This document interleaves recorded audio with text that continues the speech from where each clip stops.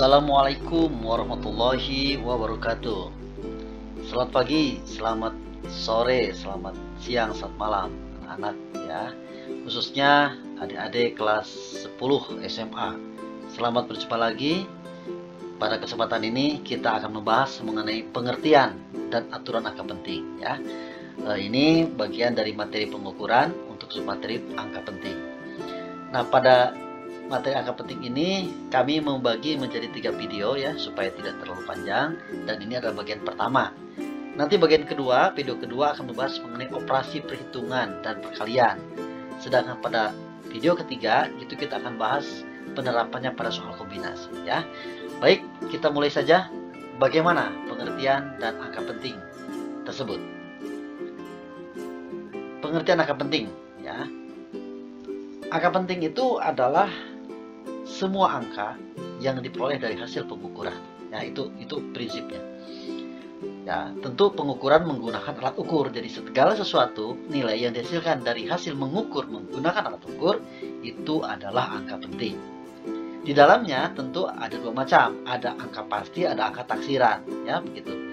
Nah, angka pasti itu bisa diperoleh kalau menggunakan jangka sorong misalnya atau Megamitas Group, itu adalah angka utama, skala utama, lalu taksiran itu dari skala nonius.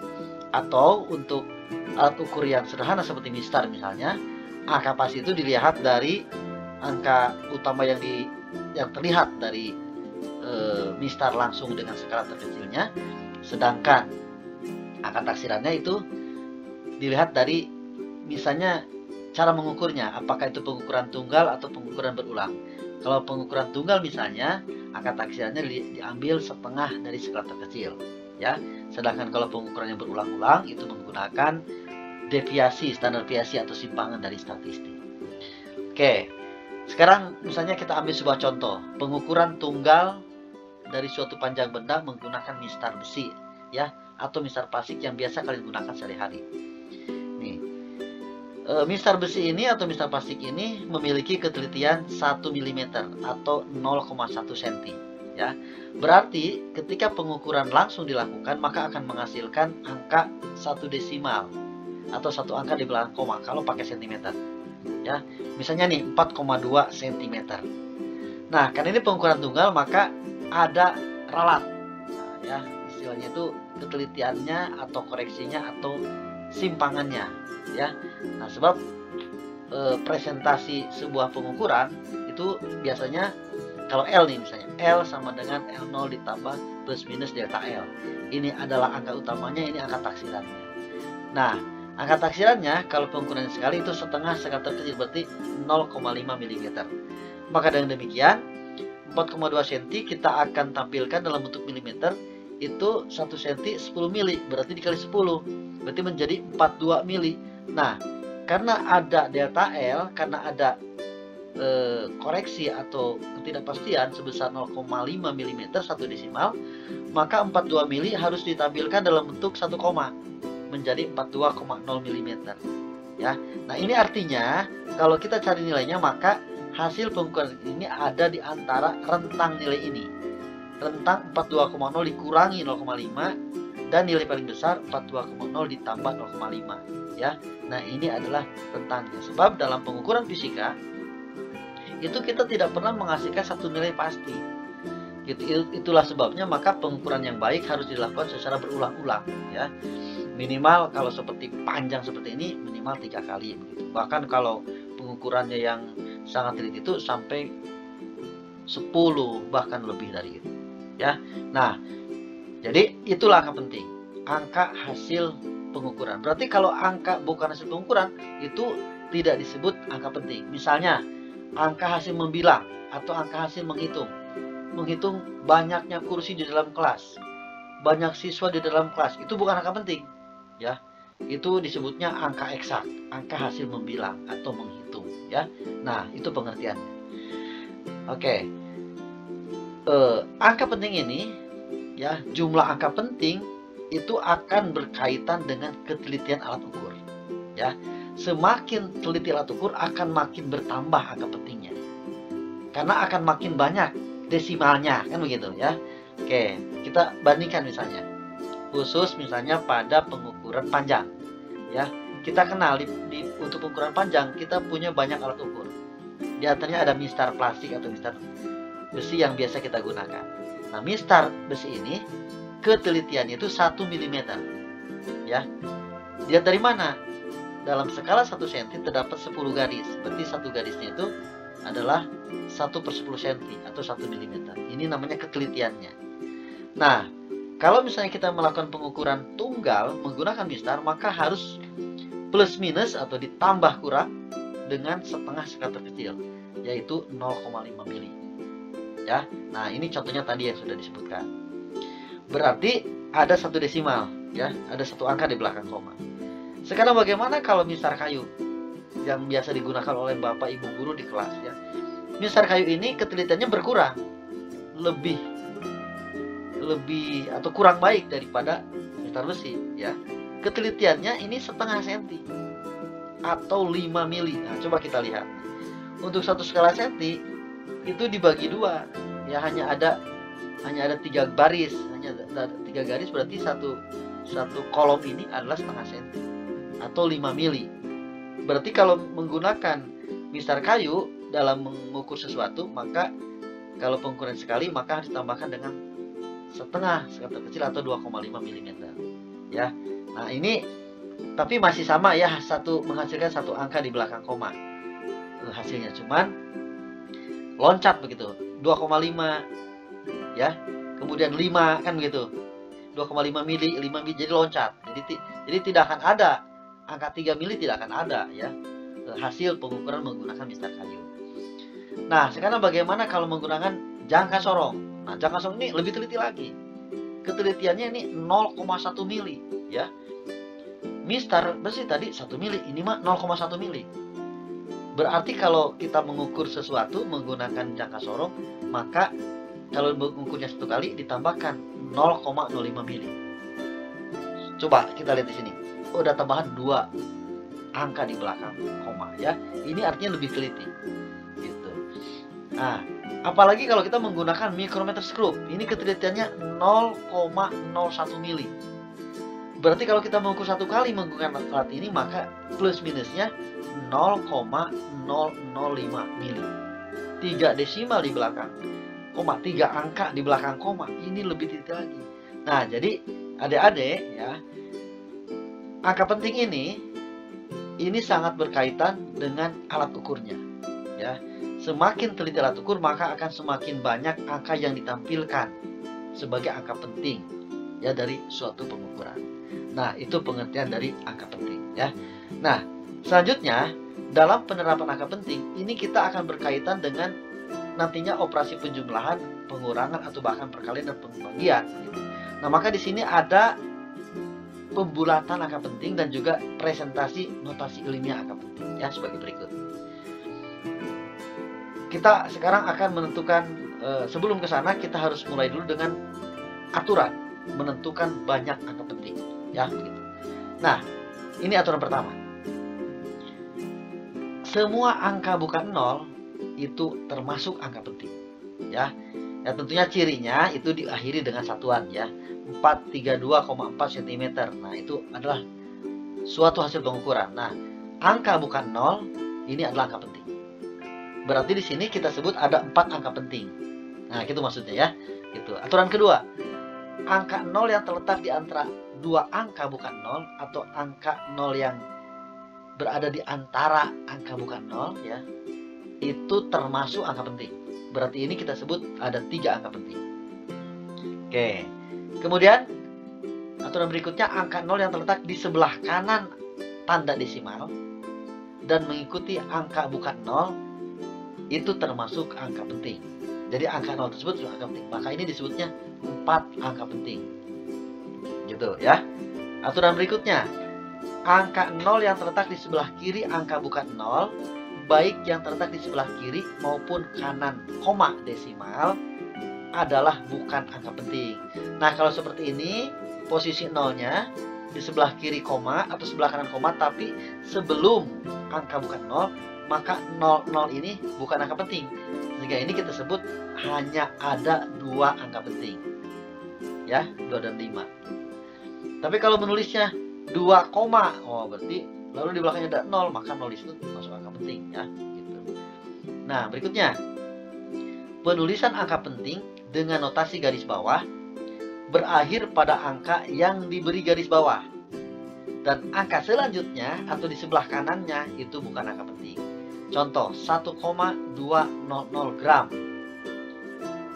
Di 0 pertama ini diberi garis di bawahnya. Artinya angka taksirannya adalah di sini. Di angka yang pakai garis. Angka taksiran itu artinya angka yang paling terakhir. Angka penting yang paling terakhir. Berarti ini adalah 3 angka penting. Ya, 3 angka penting karena 0 yang di kanan ini ada di sebelah kanan garis, berarti bukan angka penting lagi. Jadi angka pentingnya ada 3. Gitu ya. Nah, ini adalah aturan menentukan banyak angka penting. Ini untuk apa gunanya? Gunanya nanti ketika kita akan mempresentasikan hasil perhitungan. Gitu ya. Sebab nanti akan ada aturan ketika angka penting dengan angka penting dijumlahkan, nanti ada aturan dan akhirnya kita harus membulatkan. Nah, gitu ya. Jadi ketika dihasilkan, oh ternyata harus ada di angka ketiga angka pentingnya, maka angka lain harus dibulatkan. Nah, seperti itu ya. Nanti akan dijelaskan lebih lanjut operasi perhitungan itu pada video yang kedua. Baik, kita lanjutkan lagi. Sekarang bagaimana tadi aturan pembulatannya pada angka penting tersebut? Nah, ini mungkin kalian juga sudah pernah tahu ya pada pelajaran SMP, bahkan mungkin dari SD. Angka di atas 5 itu dibulatkan ke atas. Sedangkan angka di bawah 5 dibulatkan ke bawah. Dibulatkan ke atas maksudnya menjadi angka 1. Lalu dijumlahkan ke angka sebelumnya gitu. Sedangkan dibulatkan ke bawah artinya dia jadi 0 ya. Ditambahkan ke bilangan sebelumnya tidak berpengaruh gitu. Tapi kalau angkanya angka 5, maka dia dibulatkan ke atas menjadi 1 jika angka sebelumnya ganjil. Dan dibulatkan ke bawah jadi 0 jika angka sebelumnya genap. Ya. Nah, itu ingat baik-baik aturannya. Kita lihat contohnya nih. 7,23 cm. Sedangkan angka pentingnya berakhir di desimal pertama atau angka pertama setelah koma. Ya. Nah, berarti angka 3 ini harus dibulatkan. Nah, 3 ini di bawah 5, berarti dibulatkan jadi 0.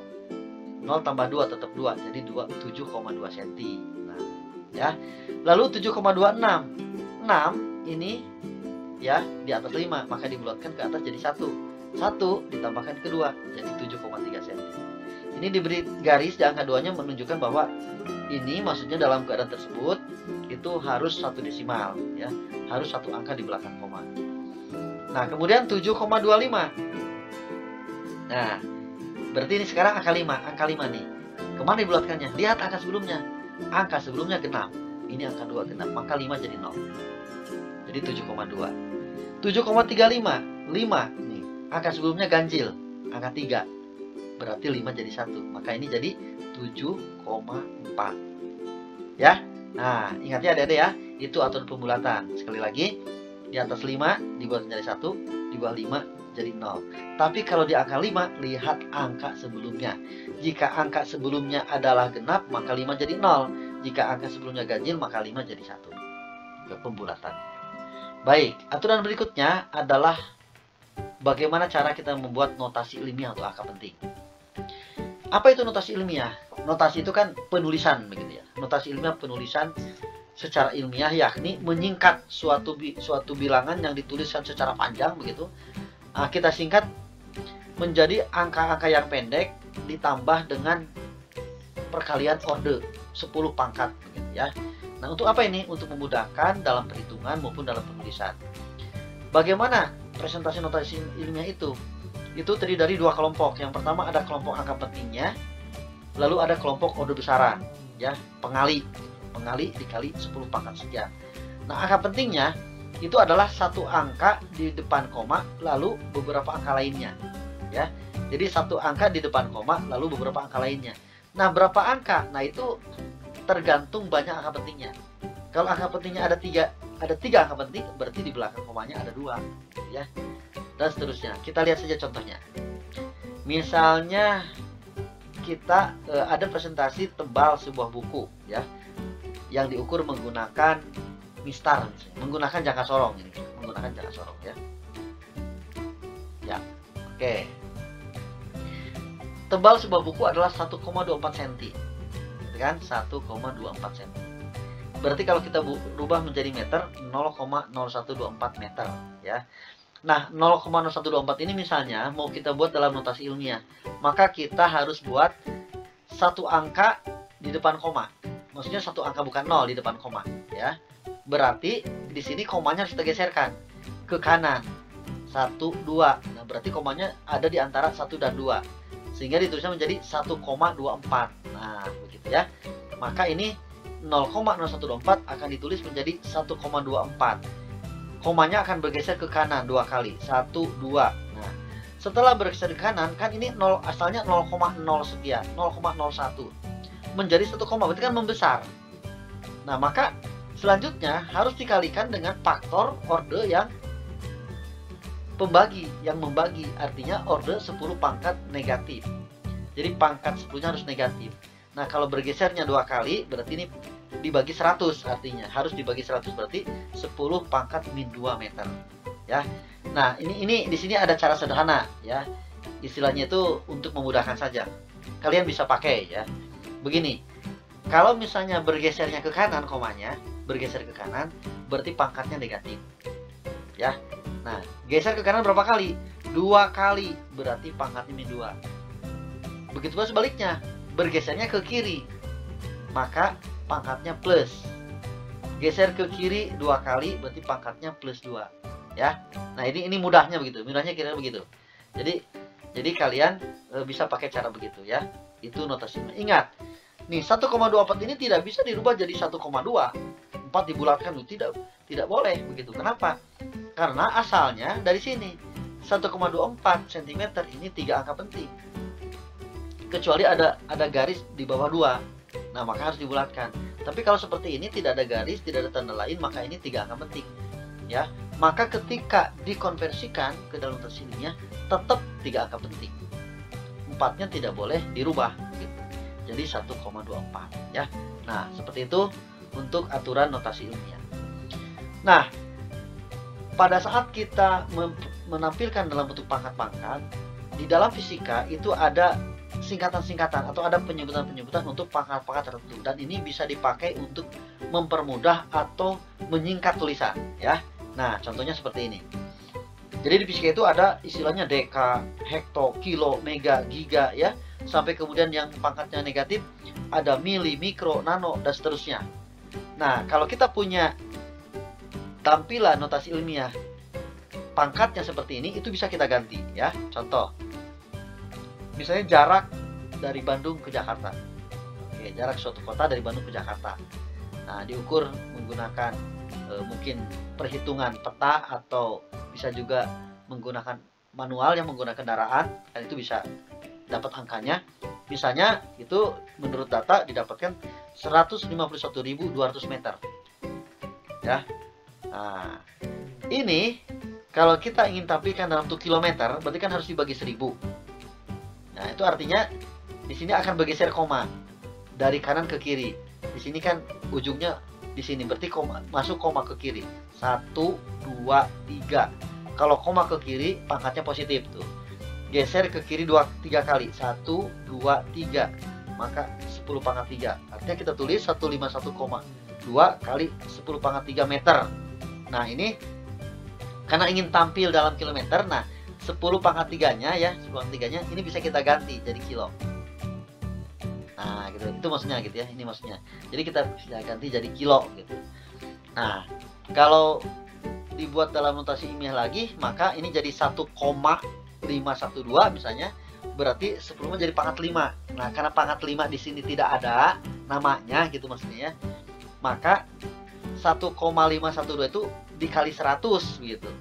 Dikali 100 dikali 10 pangkat 3 biar ada singkatan kilo. Asalnya 1,5 begitu. Tadi tujuan kita ingin menyingkat menggunakan ijazah ini, maka ini jadi 151,2 km ya, seperti itu. Nah, contoh yang lain. Besar suatu muatan listrik. Misalnya 2,4 kali 10 pangkat min 6. Nah, 10 pangkat min 6 ini mikro. Nah, mikro. Maka 10 pangkat min 6 bisa kita ganti menjadi simbol mikro. Jadi singkat nulisnya 2,4 mikrocoulomb. Ya. Contoh ketiga, panjang gelombang suatu berkas cahaya 6,0 kali 10 pangkat min 7 meter. Nah, ini sudah notasi ilmiah. 10 pangkat min 7-nya tidak ada di sini namanya. Maka kita bisa ke 10 pangkat min 6 atau 10 pangkat min 9. Bisa ke mikro atau ke nano. Misalnya kita pindahkan ke nano, berarti 10 pangkat min 7 diubah menjadi 10 pangkat min 9, maka harus dikali 100. Ya, harus dikali 100. Nah, karena di sini asalnya 2 angka penting, maka kita kasih garis di sini. Nah, maka 10 pangkat min 9-nya bisa kita ganti jadi nano. Maka penulisan awal berubah menjadi 600 nanometer. Ya, ini contoh penggunaan istilah ini. Contoh yang terakhir, besar kapasitas kapasitor. Ya, nah 2,0 10 pangkat min 12 farad. 10 pangkat min 12 ada nih piko. Maka ini bisa kita ganti menjadi 2,0 pikofarad. Nah, demikian adik-adik ya penjelasan mengenai pengertian angka penting dan aturan-aturan dalam angka penting, baik aturan dalam menentukan banyaknya angka penting, kemudian aturan di dalam melakukan pembulatan, dan aturan di dalam melakukan notasi ilmiah hingga menggunakan istilah-istilah di dalam fisika. Ya, nanti di video selanjutnya ya sudah disiapkan mengenai materi operasi untuk perhitungan dan perkalian ya. Jadi perhitungan, penjumlahan, pengurangan, perkalian, pembagian angka penting. Lalu di video ketiga itu penerapan angka penting pada soal yang kompleks atau kita sebut dengan soal kombinasi.